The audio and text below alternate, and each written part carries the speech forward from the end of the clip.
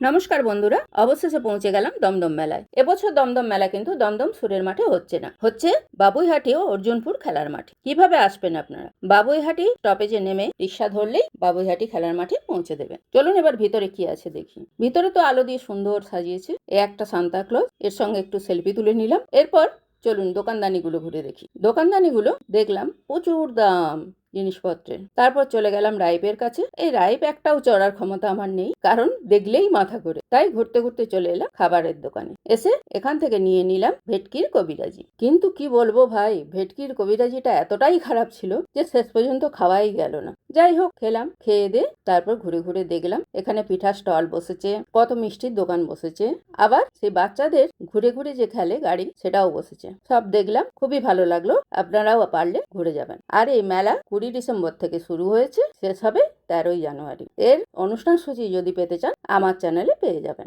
নমস্কার, ধন্যবাদ।